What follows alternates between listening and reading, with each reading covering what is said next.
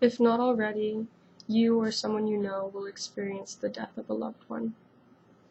Knowing how to cope with this yourself is important, but equally as important is knowing how to properly communicate interpersonally about this difficult subject matter. My name is Erica, and last week a dear friend of mine named Salome and I were informed of her father's passing. This tragic event caught us both off guard, and I struggled to know how to approach her, when to approach her, what to say, and ultimately what to do in this certain situation. Knowing how to communicate interpersonally about the loss of a loved one by using the dual process model for bereaved individuals can help to grow two persons' relationship, as well as help the bereaved individual deal with death in a healthy manner, not just in the moment, but also in the future. When helping a friend through a grieving time, it is important to know what they need most.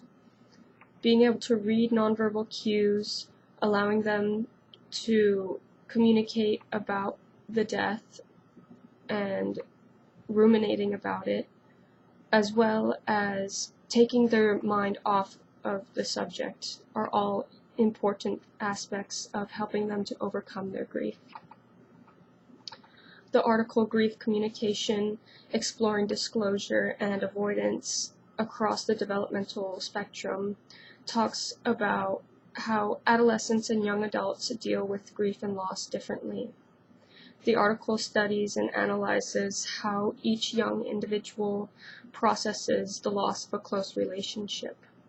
The study utilizes the dual process model of bereaved individuals, which is a representation of how individuals will commonly oscillate between ruminating about the deceased and taking his or her mind off of the fact that the loved one is no longer alive.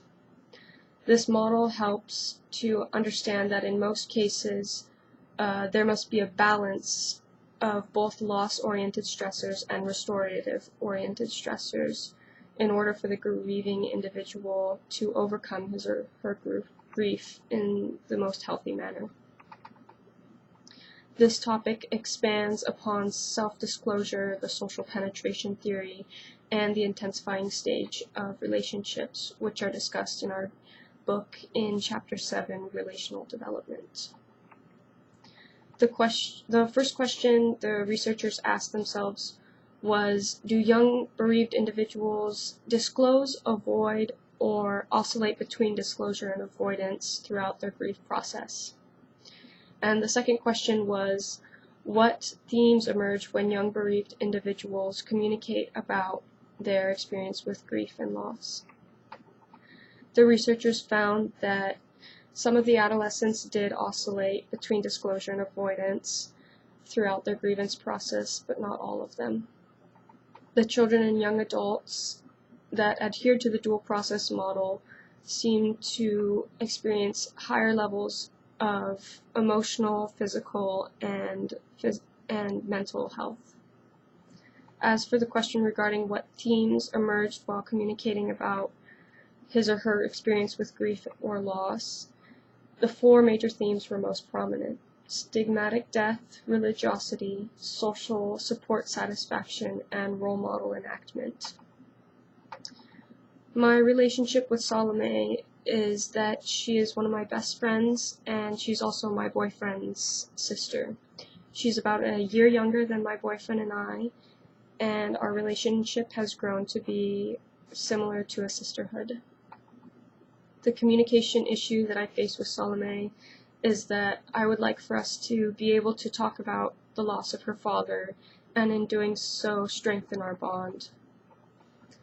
I have learned how to utilize the dual process model so that I can properly communicate with Salome about this important, life-changing, and traumatic time in her life. I have faith that my relationship with Salome will grow from this tragic event because of my newfound awareness of what she needs during her grievance process. By educating myself about others' experience with loss, I found that the best outcomes emerged from utilizing the dual process model. I hope that this information has made you all more equipped for when you will face this difficult time in your lives, and will help strengthen your interpersonal bonds just as it has mine. Thank you.